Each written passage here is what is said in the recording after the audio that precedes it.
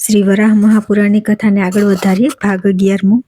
હે પ્રભુ, આપ સર્વજ્ઞોમાં શ્રેષ્ઠ છો. હે સુરેશ, આપે આ જગતનું સર્જન અને વિસ્તાર કર્યો છે. હે ગોપેન્દ્ર, હે મહાનુભાવ, તીવ્ર સુદર્શન ચક્રને ધારણ કરનારા, હે દેવ, આપ મારું રક્ષણ કરો. સુરોમાં તમે શ્રેષ્ઠ દેવ છો, પુરાણ રૂપ છો, શશીના જેવા પ્રકાશ રૂપ છો, આપ અગ્નિનું મુખ છો, અચ્યુત છો, આપ તીવ્ર પ્રકાશથી યુક્ત છો. હે ગોપેન્દ્ર, હું ભવસાગરમાં પડેલો છું, આપ મારું રક્ષણ કરો. આપની માયાથી મોહિત થયેલા અજ્ઞાનગ્રસ્ત પ્રાણીઓને સંસાર ચક્રમાં અનેકવાર પડવું પડે છે, અર્થાત અનેકવાર જન્મ લેવો પડે છે. સુખ દુઃખના ધામરૂપ અર્થાત દ્વંદ્વમાં આસક્તિવાળો કયો માણસ આપની માયાને તરી શક્યો છે કે એનો આ પાર પામી શક્યો છે?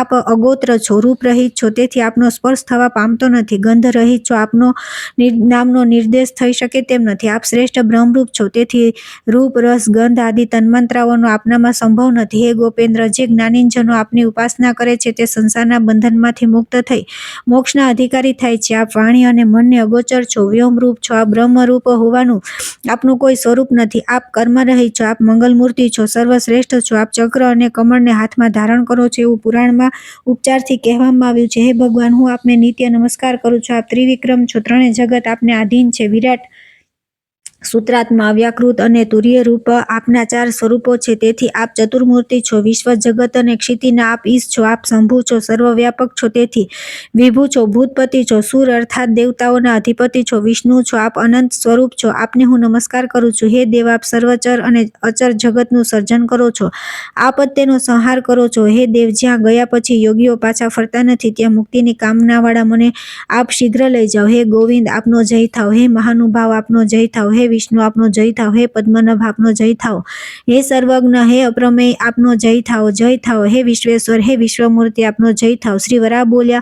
પ્રજાપાલ રાજાએ ભગવાનની આ પ્રમાણે સ્તુતિ કરી. તેણે ગોવિંદમાં, પરમાત્મામાં પોતાના શરીરને લીન કરી દીધું અને તે રાજા શાશ્વત મોક્ષને પ્રાપ્ત થયા. ત્યાર પછી આવે છે અધ્યાય 37મો. પ્રાચીન ઇતિહાસ વર્ણન ચાલુ. પૃથ્વી બોલી કે હે દેવ, હે વિભો, ભક્તિયુક્ત ચિત્તવાળા સ્ત્રી પુરુષો વડે આપનું પૂજન કેવી રીતે થાય છે? આપ કેવી રીતે સંતુષ્ટ થાવ છો, સિદ્ધ થાવ છો?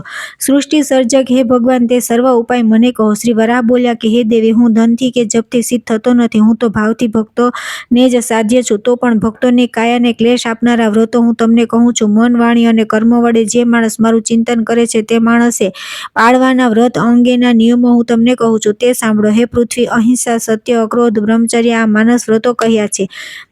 એક વખત જમવું, ઉપવાસ કરવો, નક્ત ભોજન કરવું વગેરે માણસોના કાયિક વ્રતો છે. વેદનું અધ્યયન, ભગવાનના નામોનું કીર્તન, સત્ય બોલવું એ સત્ય વચન, છળ કપટ રહિત, હિતકારી અને ધર્મયુક્ત હોવું જોઈએ. આ વાચિક અર્થાત વાણીનું શ્રેષ્ઠ વ્રત છે. સાંભળ્યું છે કે પૂર્વકલ્પમાં ઉગ્ર તપશ્ચર્યા કરનારા એક ઋષિ હતા. તેઓ બ્રાહ્મણના પુત્ર હતા ને તેમનું નામ આરુણિ હતું. તે દ્વિજશ્રેષ્ઠ તપ કરવા માટે અરણ્યમાં ગયા અને દેવિકા નામની નદીના રમણીય તટ પર નિવાસ કરીને ઉપવાસ વ્રત ધારણ કરીને તપશ્ચર્યા કરવા લાગ્યા.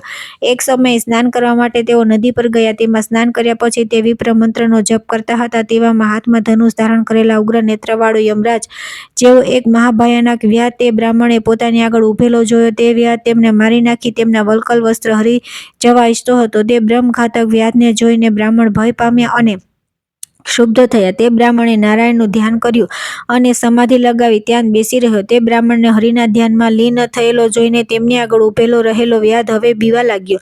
તેણે પોતાના હાથમાંના ધનુષ અને બાણનો ત્યાગ કર્યો. તે પછી બ્રાહ્મણને તે વ્યાધ કહેવા લાગ્યો કે હે બ્રહ્મન, આપનો વધ કરવાની ઈચ્છાથી હું અહીં આવ્યો છું, પરંતુ હવે આપના દર્શનથી મારી દુષ્ટ બુદ્ધિનો લેપ થયો છે. હું હંમેશા પાપ કર્મ કરતો રહ્યો છું. મેં અભાગ્યાને હજારો બ્રાહ્મણો અને કુલ સ્ત્રીઓનો વધ કર્યો છે. એ બધાને મેં પાપીએ મારી નાખ્યા છે. હે દ્વિજોત્તમ, હું બ્રહ્મ હત્યારો છું. મને કઈ ગતિ પ્રાપ્ત થશે કોને ખબર? હવે હું આપની પાસે રહીને તપશ્ચર્યા કરવા ઈચ્છું છું. મને ઉપદેશ આપો. હે બ્રહ્મન, મારા પર કૃપા કરો. વ્યાધે બ્રાહ્મણને આ પ્રમાણે કહ્યું તો પણ શ્રેષ્ઠ બ્રાહ્મણે તેને બ્રહ્મઘાતક અને પાપ કર્મ કરનારો જાણ્યા પછી કંઈ જ ઉત્તર આપ્યો નહીં. છતાં ધર્મલાભ મેળવવાની ઈચ્છાથી વ્યાધ ત્યાં જ ઊભો રહ્યો. તે દ્વિજે પણ નદીમાં સ્નાન કરી એક વૃક્ષના મૂળ પાસે બેઠેલો જ હતો. થોડી વાર પછી એક ભૂખ્યો વાઘ નદી તટે આવી લાગ્યો અને તે શાંત ચિત્તે બેઠેલા બ્રાહ્મણને મારી નાખવા માટે તૈયાર થયો. વાઘ બ્રાહ્મણ ઉપર તરાપ મારે એ પહેલા જ વ્યાધે તેને મારી નાખ્યો. મરણ પામતા વાઘના શરીરમાંથી એક પુરુષ બહાર આવ્યો. એ જ સમયે બ્રાહ્મણના મુખમાંથી નમો નારાયણ આ વચન નીકળ્યું. વાઘે મરતી વખતે આ મંત્ર સાંભળ્યો અને તેના શરીરમાંથી નીકળેલો પુરુષ બ્રાહ્મણને કહેવા લાગ્યો કે હે બ્રાહ્મણ, આજે હું તમારી કૃપાથી નિરામય થયો છું અને પાપમાંથી છૂટી ગયો છું અને હવે હું વિષ્ણુના સનાતન ધામ એવા અવિનાશી વૈકુંઠમાં જાઉં છું. બ્રાહ્મણે પૂછ્યું કે હે પુરુષ શ્રેષ્ઠ, તમે કોણ છો? તે પુરુષે પોતાના પૂર્વજન્મનો વૃત્તાંત જણાવતા કહ્યું કે હું દીર્ઘબાહુ નામનો રાજા હતો, સર્વ ધર્મોમાં નિપુણ હતો, બ્રાહ્મણોની સભામાં હું દર્પથી બોલ્યો હતો, હું વેદો જાણું છું, હું શુભ અને અશુભ સર્વ કંઈ જાણું છું. બ્રાહ્મણોએ મારા કામમાં આડા આવવું નહીં, બ્રાહ્મણોએ મારું કાર્ય કરવું નહીં. બ્રાહ્મણો છે શું એમનો મારી આગળ હિસાબ સો. તેના આ પ્રમાણે બોલવાથી બ્રાહ્મણો કુપિત થઈ કોઈથી પણ ગાજ્યા ન જનારા તે દુરાદર્શ રાજાને બ્રાહ્મણોએ શાપ આપ્યો કે તું ક્રૂર વાઘ થઈશ. એ બ્રાહ્મણોનું ભારે અપમાન કર્યું છે, તેથી તારી સ્મરણ શક્તિ નાશ પામશે. હે અજ્ઞાનીઓના શિરોમણી, મૃત્યુ સમયે તું કેશવ એટલું સાંભળીશ. વેદ અને વેદાંગના પારને પામેલા તે વિદ્વાન શ્રોત્રિય અને બ્રહ્મનિષ્ઠ બ્રાહ્મણોએ આ પ્રમાણે કહીને મને બ્રહ્મ શાપ આપ્યો. પછી મને પશ્ચાતાપ થવાથી મેં તે સર્વ બ્રાહ્મણોને પ્રણામ કર્યા અને મારા ઉપર અનુગ્રહ કરવા માટે મેં તેમને પ્રાર્થના કરી. આથી તેમણે મારા પર કૃપા કરતા કહ્યું કે હે નરાધીપ, દિવસના છઠ્ઠા ભાગના સમય અર્થાત સૂર્યાસ્ત થવાના 2 કલાકની સમયની અંદર જે કોઈ તારી સમક્ષ આવી લાગશે તે થોડાક સમય માટે તારું ભક્ષ્ય થશે અને તેમના તરફથી કોઈ સમય તારા પર પ્રહાર થશે. ત્યારે તારા કંઠમાંથી પ્રાણ પ્રયાણ કરી જતા સમયે બ્રાહ્મણના મુખેથી નમો નારાયણ આ મંત્ર તું સાંભળીશ ત્યારે તું સ્વર્ગમાં ગતિ પામીશ, એમાં સંશય નથી. પારકાના મોઢેથી મેં વિષ્ણુનું નામ સાંભળ્યું. બ્રાહ્મણોનો દ્વેષ કરવાથી ભગવાન અચ્યુત મને પ્રત્યક્ષ થયા. તો પછી બ્રાહ્મણોનું પૂજન કરીને પોતાના મુખથી નમો નારાયણ બોલી પ્રાણ ત્યાગ કરનારો પાપથી મુક્ત થઈને મોક્ષ પામે છે. આ વાત સત્ય છે, સત્ય છે ને સત્ય છે એમ હું હાથ ઊંચો કરીને કહું છું. ભગવાન પુરુષોત્તમ સર્વ પ્રાણીઓના હૃદયમાં આત્મા રૂપે રહેલા છે. આ પૃથ્વી પર બ્રાહ્મણો હાલતા ચાલતા જંગમ દેવો છે. આમ કહીને તે નિષ્પાપ રાજા સ્વર્ગમાં ગયો. બ્રાહ્મણ પણ મુક્ત થઈને તે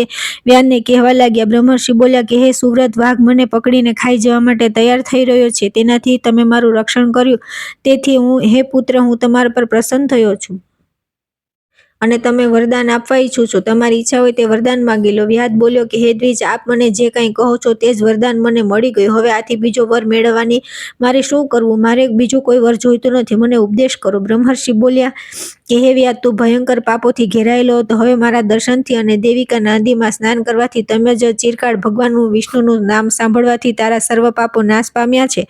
તારો દેહ શુદ્ધ થયો છે. પ્રથમ તે તપશ્ચર્યા કરવાની તારી ઈચ્છા મને જણાવી. હવે તું મારી પાસેથી એક વર લઈ લે. તારી ઈચ્છા હોય તે હવે દીર્ઘકાલ પર્યંત તું તપશ્ચર્યા કર. વ્યાધ બોલ્યો કે આપે ભગવાન વિષ્ણુ એ નારાયણ છે એમ કહ્યું તો હે બ્રહ્મન, મનુષ્યને એમની પ્રાપ્તિ કેવી રીતે થાય એ મને જણાવો. આ જ વરદાન મારે જોઈએ. બ્રહ્મર્ષિ બોલ્યા કે જે કોઈ પુરુષ ભક્તિયુક્ત ચિત્તથી ભગવાન અચ્યુતને ઉદ્દેશી કોઈ પણ પ્રકારનું વ્રત કરે છે તેમની પ્રાપ્તિ થાય છે. હે પુત્ર, હવે આ પ્રમાણે જાણ્યા પછી હું તને કહું તે પ્રકારનું વ્રત કર. ઘણા માણસોએ એકત્ર કરેલ તેમજ માનવ સમુદાય માટે રંધાયેલું ગુણાન ન ખાવું નહીં, ક્યારેય જૂઠું બોલવું નહીં. અને હે વ્યાસ શ્રેષ્ઠ, મેં આ નિશ્ચિત વ્રતનો તને આદેશ આપ્યો છે. તારી ઈચ્છા હોય ત્યાં સુધી આ વ્રત ગ્રહણ કરીને તપશ્ચરણ કરતો રહી ભગવાનનું નામ સ્મરણ કર. શ્રી વરાહ બોલ્યા, મોક્ષની ઈચ્છાવાળા ચિંતાયુક્ત તે વ્યાધને બ્રાહ્મણે આ પ્રમાણે વરદાન આપ્યું. તે પછી તે મુનિ સ્વધામ ચાલ્યા ગયા. ત્યાર પછી આવે છે અધ્યાય 38મો, સત્યતપાનું આખ્યાન. વરાહ બોલ્યા કે તે શ્રેષ્ઠ વ્યાધે મનમાં ગુરુનું સ્મરણ કર્યું અને ગુરુએ બતાવેલા તે કલ્યાણકારી માર્ગનું અવલંબન કરી નિરાહાર રહી તપ કરવા માંડ્યો. વૃક્ષના મૂળ પાસે બેસી તે તપશ્ચર્યા કરતો હતો. એક વખત તે ભૂખથી વ્યાકુળ થયો ત્યારે ઝાડ પરથી ખરી જઈને નીચે પડેલા જીર્ણ પાંદડા તે ખાવા લાગ્યો. એવામાં આકાશવાણી થઈ કે હે વ્યાધ, આવું ખરાબ પર્ણાન ભક્ષણ તું કરીશ નહીં. આ પ્રમાણે ઊંચા સ્વરે બોલાતી વાણી સાંભળી તેને તે વૃક્ષના પાંદડા ખાવાનું છોડી દીધું અને બીજા વૃક્ષના પાંદડા તે ખાવા લાગ્યો. એ પાંદડા તેમજ બીજા વૃક્ષોના પાંદડા પણ આકાશવાણીના કહેવાથી ખાવા માટે નિષિદ્ધ છે. એ પરિણામ ખરાબ અન્ન અર્થાત સકટ છે એમ માની ને તે તપસ્વી વ્યાધે ખાવાનું જ છોડી દીધું. તે કંઈ ખાતો જ નહીં. પોતાના ગુરુનું સ્મરણ કરી આળસનો ત્યાગ કરીને તે તપશ્ચર્યા કરતો રહ્યો. આ પ્રમાણે તે વ્યાધ તપ કરતો હતો ત્યારે એક સમય દુર્વાસા નામે વિખ્યાત ઋષિ શ્રેષ્ઠ ત્યાં આવી પહોંચ્યા. તેમણે તપશ્ચર્યા કરવાના લીધે પ્રજ્વલિત અગ્નિ સમાન તેજસ્વી પ્રાણ ધારણ કરી રહેલા તે વ્યાધને જોયો. તે વ્યાધે પણ મહામુનિ દુર્વાસાને મસ્તક નમાવી પ્રણામ કર્યા. તે વ્યાધ બોલ્યો, આપના દર્શનથી હું કૃતાર્થ થયો છું. અત્યારે શ્રાદ્ધ સમય મારા સદભાગ્યથી આપ મને પ્રાપ્ત થયા છો. જીર્ણ શીર્ણ પાંદડાનો આહાર આપને નૈવેદ્ય રૂપે અર્પણ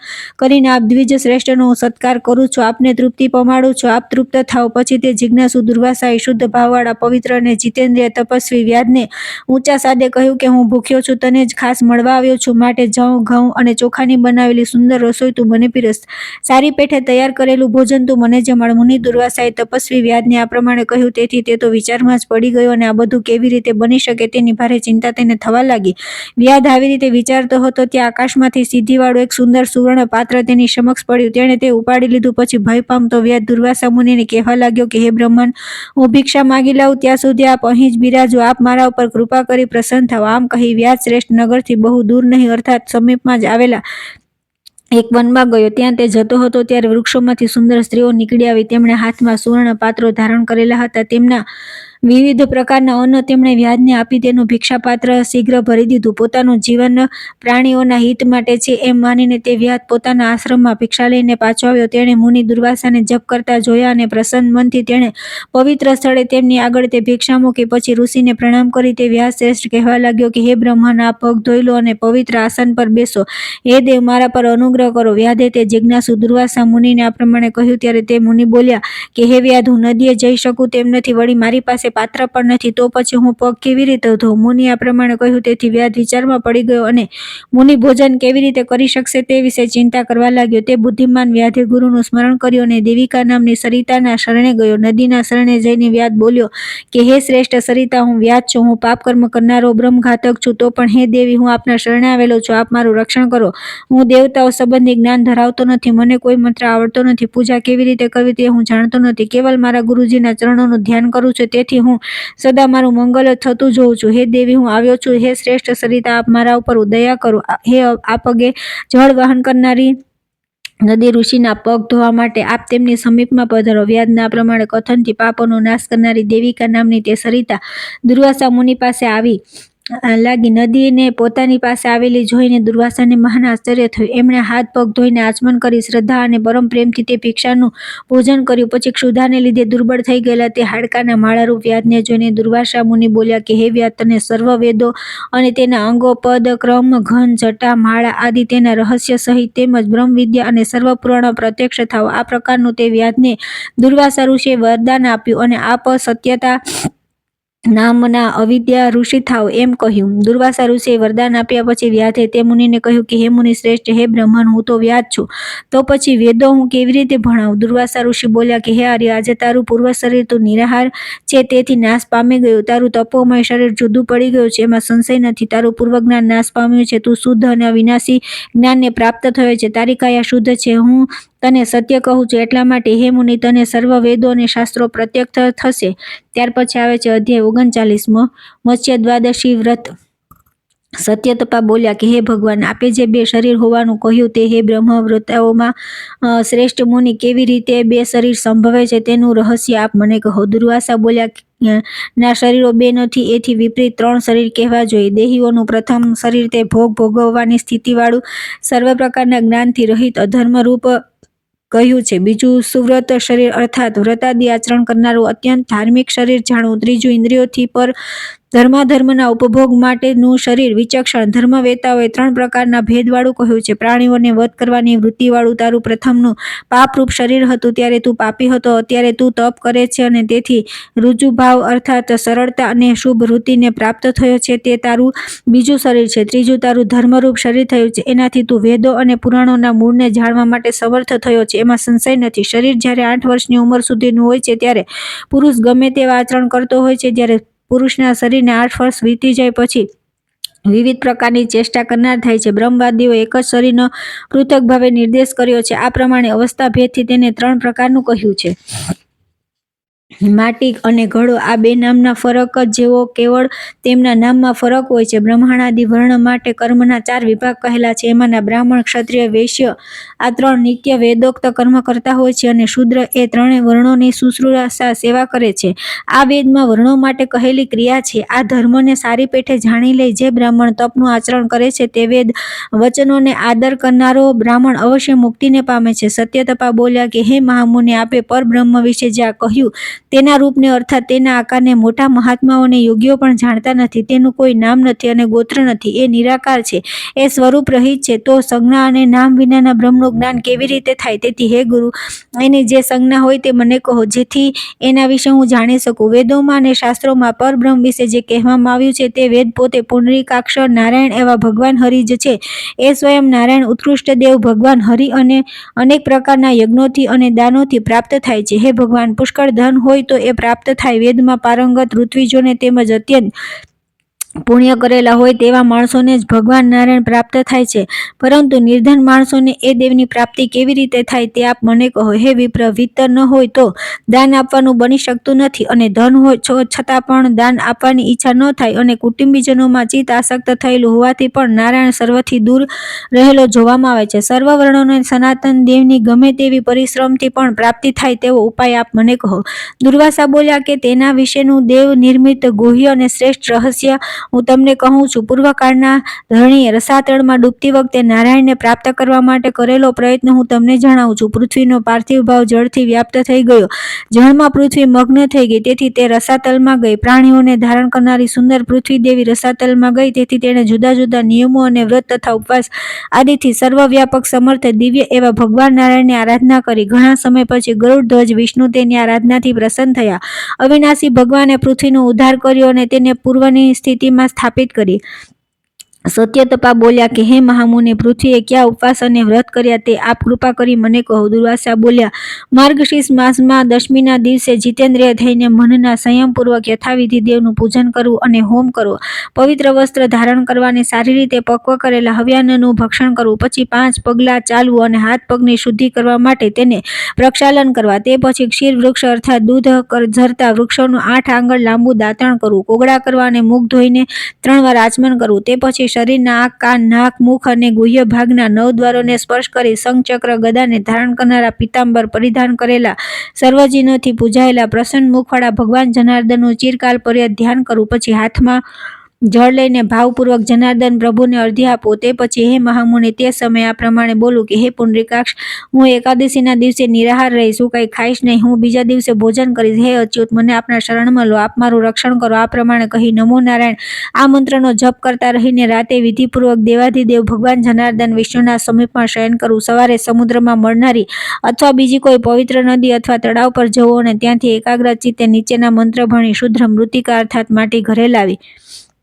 હે દેવી, તમે પ્રાણીઓને ધારણ કરો છો અને સર્વદા તેમનું પોષણ કરો છો, આ વાત સત્ય છે. તેથી હે સુવ્રતે, મારા જેટલા પાપ હોય તે સર્વમાંથી તું મને મુક્ત કર. બ્રહ્માંડના ઉદરમાં આવેલા સર્વ તીર્થોને હે કાશ્યપી તમે પોતાની પીઠ પર ધારણ કરેલા છે, તેથી આ માટી તમારા શરીરમાંથી લઈને હે મેદિની આજે હું સ્થિર થાઉં છું. હે વરુણ, તમારામાં સર્વ રસો સર્વદા નિત્ય રહેલા છે, તે રસોથી આપ આ મૃત્તિકા પલાળી આપો અને મને શીઘ્ર પવિત્ર કરો. આ પ્રમાણે બોલીને માટી તથા જળ લઈને પોતાના શરીર પર લગાડવા. બાકી રહેલા માટીના 3 ભાગ કરીને ડાહ્યા માણસે સમસ્ત શરીર પર તેનો લેપ કરો. વરુણ મંત્રો ઇમ મેં વરુણ શ્રુવી અને ત્વમા યામી બ્રહ્મણાથી વિધિપૂર્વક સ્નાન કરવું. સ્નાન કર્યા પછી નિત્ય નૈમિત્તિક આવશ્યક કર્મ કરવું અને પછી દેવના પૂજાગૃહમાં જવું. ત્યાં લક્ષ્મી સહિત ભગવાન વિષ્ણુની આરાધના કરવી. પૂજન કરતી વખતે આ પ્રમાણે બોલીને ભગવાનના શરીર પર અક્ષત ચડાવવા. કેશવાય નમઃ, પાદો પૂજ્યામી, કેશવને નમસ્કાર છે, હું તેમના પગનું પૂજન કરું છું. દામોદરને નમસ્કાર છે, હું તેમની સાથળોનું પૂજન કરું છું. નૃસિંહને નમસ્કાર છે, હું તેમની છાતીની પૂજા કરું છું. શ્રીવત્સને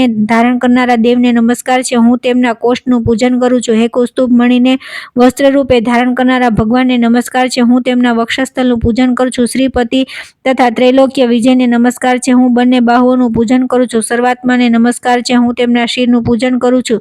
રથાંગધારીને નમસ્કાર છે, હું ચક્રનું પૂજન કરું છું. શંકરને નમસ્કાર છે, હું કમળનું પૂજન કરું છું. ગંભીરને નમસ્કાર છે, હું ગદાની પૂજા કરું છું.